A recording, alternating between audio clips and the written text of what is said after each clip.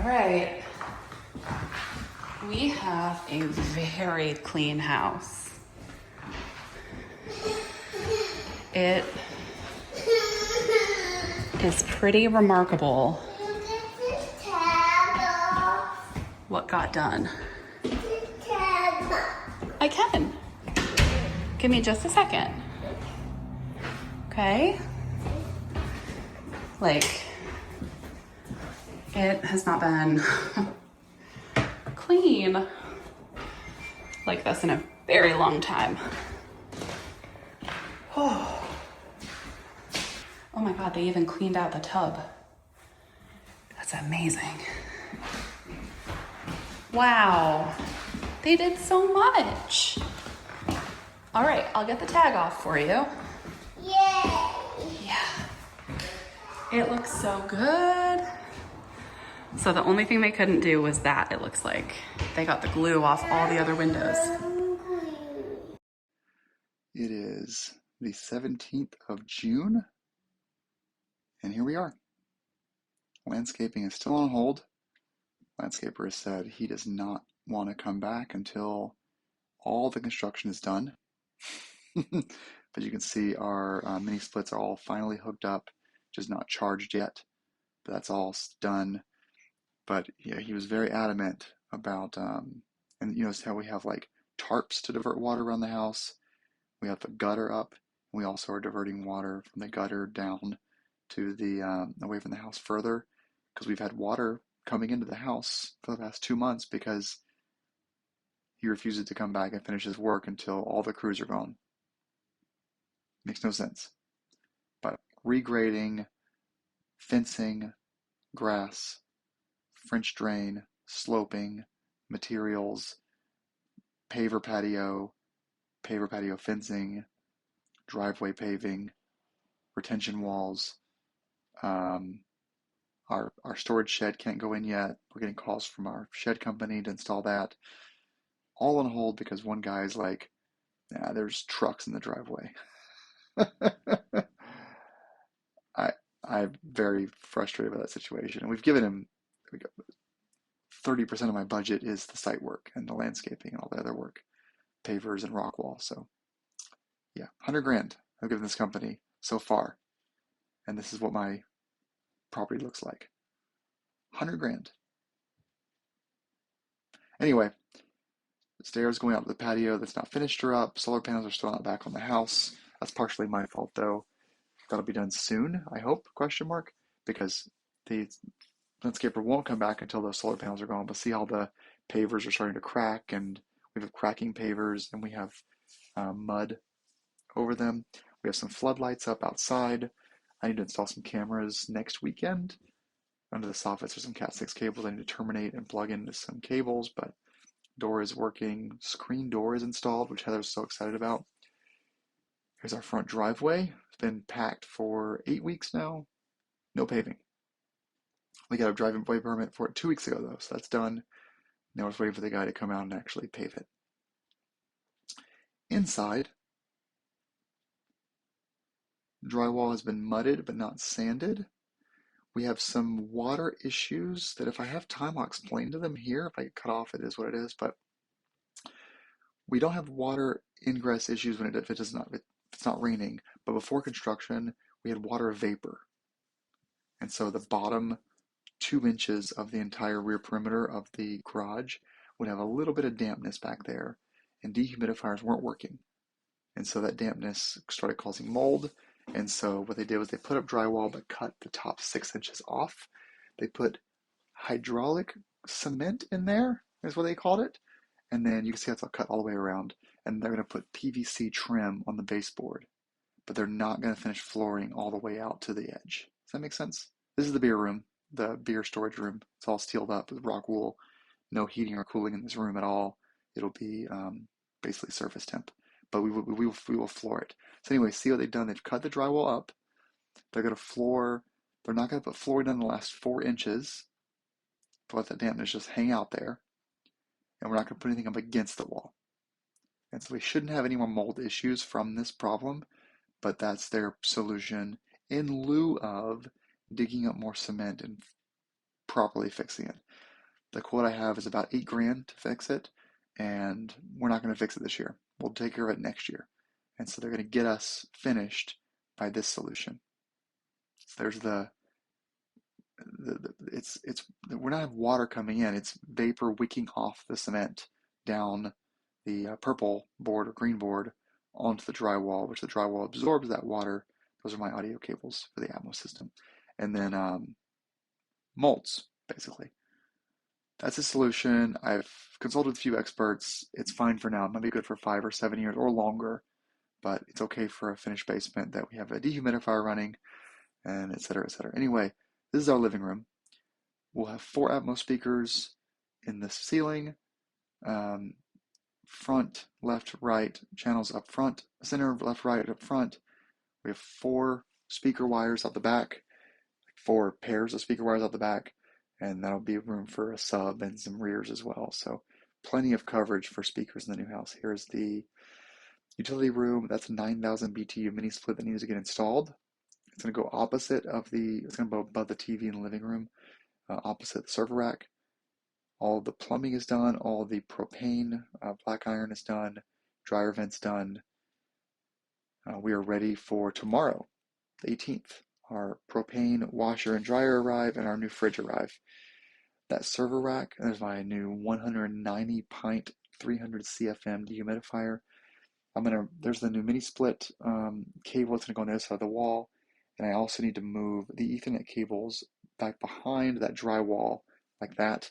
Have them terminate down to a brand new server rack I just bought. So I'm going to take the one that's wall mounted off the wall, replace it with it's a 19U, replace it with a 42U server rack that'll be bolted to the floor and the rear wall. But see that water on the floor? That's not water. It's like vapor barrier that collects and then sits. But if you like touch it with your finger, it's not even standing water. It's just dampness. It's hard to explain, but it's back there. So anyway, but that's been there since 2016. That's been there since I bought the house. And we haven't had the basement finished. I've worked down there and there have been no issues. Now that I have a kid, I want to finish the basement, but not have the black mold return. Sorry, we all care about the garage. So here's the garage. Sorry, it's 11 p.m. and I'm recording this before I go to work tomorrow. So as you can see here, we cut out a hole to create the drain for the bathtub. Looks like it's going to have to go through some Cat 6 cables. That'll be fine. The Modine Hot Dog 36,000 BTU propane heater, there's the server rack there, is installed. It's all lined up and vented perfectly, and that also works on a thermostat. So like the thermostat, 24-volt thermostat on there with the right wiring, and that'll keep it, whatever temp I set it to, 60 or 50 or whatever I set it to for the wintertime. Once this drywall has been patched and repaired, they're going to prime, mud, and sand, and then paint this last part of the basement. But all of that stuff is all wrapped up and done, ready for finishing touches. There's my Cat 6 cable on the ceiling back there, on the wall, and then we have all the power plugs set up. That's my toolbox ready for completion. I'll finish that next week at some point. And there's the rest of our garage. Big news, in 2 days I'm unloading my entire storage shed into this garage. All my stuff will be unpacked and unloaded into the garage. And some of it will even be going upstairs. I'll show you why here in a second. But the garage needs some more work. That's a 60 or 80 amp. It's a 60 amp wiring for a 48 amp EV charger. But all the 100 amp sub panel is done. That says welder on 1 and 3. I think welder is actually supposed to be the EV charger. I think. I hope. And it's all going through the new 200 amp service we have in there as well. So here's the final, view living room here from a different angle. And there's our 200 amp service panel. It's all done as well. It's not labeled yet. I have another Cat 6 there. So the Cat 6 is in the beer closet and a Cat 6 in the living room. Those will probably be used for interior cameras at one point. I have a closed NVR system that I'll be using to record locally to video I can access through HomeKit Secure Video. So it's complicated, but I'm not sending it to the cloud. So I'll probably have some kind of video feed in there that detects motion and records. Steps are stained and urethane and finished. Also, all the painting upstairs, including the stairway, as you can see, is all finished. So all the painting upstairs is complete. All that's left upstairs at this moment is them finishing the butcher block cabinet for the built-ins, which we'll use for a drink prep cocktail area, as well as the um, toilet upstairs need to be hooked up, and the mini splits need to be charged and equipped, and like wall plates. But Heather will do those tomorrow. But everything else upstairs is done, totally done. All lighting is done, all power is done, flooring is done, all complete upstairs. So tomorrow's Thursday, the 18th of June. At 2 p.m., the building inspector comes out to grant us a certificate of occupancy for just the living area upstairs. So we're going to move in upstairs, and I hope I'll be sleeping in my new bedroom on Saturday. We'll see. Anyway, here's Matilda's room. Matilda's bed and mattress were delivered today, as was our bed was delivered today as well as a bunch of other stuff. We have a whole bunch of stuff on delivery. So that butcher block will get mounted above the kegerator. The kegerator faucet will go up through the butcher block, and then we'll mount shelves above that with some smart speakers. Built-ins are all ready. We have these new pulls within brushed nickel set up. Refrigerator comes tomorrow and will be hooked up. There's our old pantry. I wish I could have made it bigger, but we weren't able to. I wanted to take some space from the closet in the office and steal some of that space and make the pantry deeper. It just didn't work out. It is what it is. Here's my office. I have a second heating vent now, which is nice. My desk is going to go above that heating vent. That desk gets delivered along with a new computer chair tomorrow.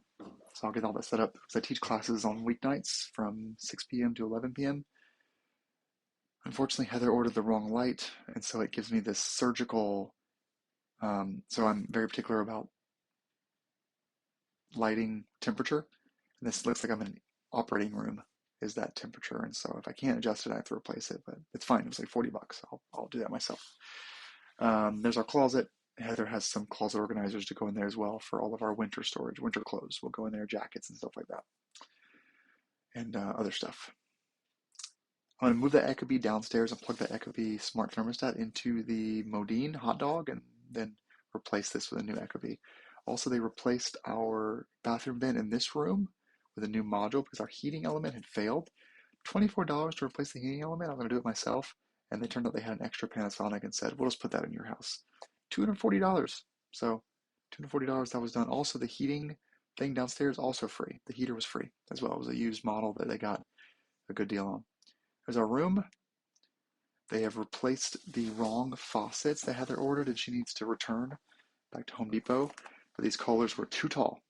You'll see why here in a second. And frankly, I wish we would have framed in higher built-in medicine cabinets because I'm 6'3", and the medicine cabinets are too low for me.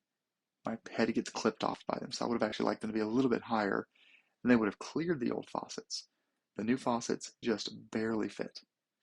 So it was a design issue that we had early on because we framed it in to be that low, and now I'm kind of regretting it. But anyone that's not 6'3" is going to love the height of these built-in medicine cabinets. Shower's done, it works. Bathtub is done, it does not work because the drain goes into the floor, into my garage. And there is our toilet. Let's stop here for a second and just mention this is a very expensive toilet. I think it was $2,400. I've wanted this toilet for 8 years, and Heather finally said, you know what? We're getting you your damn toilet. It speaks Japanese, it raises for me, it heats, it plays sounds, it's heated, it pre-moistens the bowl. I'm so excited. It's heavy as hell. It's really, really, really heavy. So I can turn on my bathroom heater vent, my heated seat, and just get cozy.